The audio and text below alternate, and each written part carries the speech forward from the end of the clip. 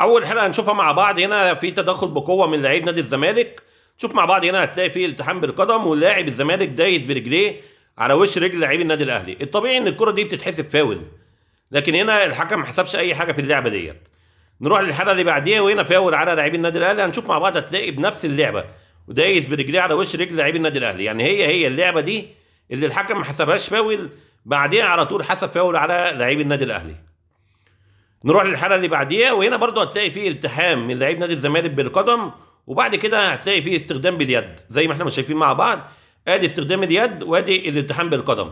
تخيل ان الكره دي اتحسبت فاول على لعيب النادي الاهلي علشان اللعبه دي، يعني هنا الالتحام بالقدم ده واستخدام اليد ده ما اتحسبش فاول، واول ما لعيب النادي الاهلي وقع حسب عليه فاول. نروح للحاله اللي بعديها وهنا فاول على لعيب النادي الاهلي. هنشوف مع بعض هتلاقي لاعب الاهلي ولاعب الزمالك الاثنين نفس الالتحام، هنا ده بيستخدم اليد وده بيستخدم اليد زي ما احنا مش شايفين مع بعض. طيب هنا بقى ليه تحسب الفاول على لعيب الاهلي مش على لعيب الزمالك مع ان الاثنين بنفس الطريقه ونفس الالتحام، لكن هنا الحكم حسب فاول على لعيب النادي الاهلي.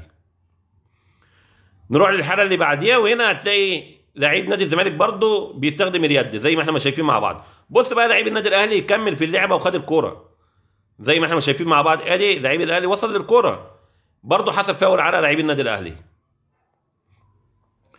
نروح للحاله اللي بعديها وهو الهدف الاول لفريق النادي الاهلي. هنشوف مع بعض هل الهدف فيه تسلل ولا لا. شوف كده لحظه لعب الكوره هتلاقي لعيب نادي الزمالك مغطي الاثنين لعيبه بتوع النادي الاهلي، وطبعا هنا الهدف صحيح ومفيش فيه اي تسلل. نروح للحاله اللي بعديها وهنا كان لعيب نادي الزمالك بيطلب بضربه جزاء. نشوف مع بعض هتلاقي مفيش اي التحام، يعني هنا لعيب نادي الزمالك هو اللي رايح يعمل التحام مع لعيب النادي الاهلي، وطبعا هنا مفيش ضربه جزاء وقرار الحكم قرار سليم. نروح للحاله اللي بعديها وهنا برضو كان لعيب نادي الزمالك بيطلب بضربه جزاء على ان الكره جايه في يد لعيب النادي الاهلي. نشوف مع بعض كده هتلاقي لعيب النادي الاهلي ايديه في الوضع الطبيعي، يعني هي جايه بجزء من الجسم وجزء من اليد، بس هل هنا اليد مكبره حجم الجسم؟ طبعا لا، لازم يكون اليد مكبره حجم الجسم. طبعا لعيبه نادي الزمالك عارفه الكلام ده كويس، لكن هي بتحب تضغط على الحكم، لكن طبعا ده حكم دولي واكيد هو عارف الكلام ده كويس وعارف ان الكوره ما فيهاش ضربه جزاء، وما استناش ان هو كمان يرجع للفار. الفار اكد على قرار الحكم ان هي ما فيهاش ضربه جزاء.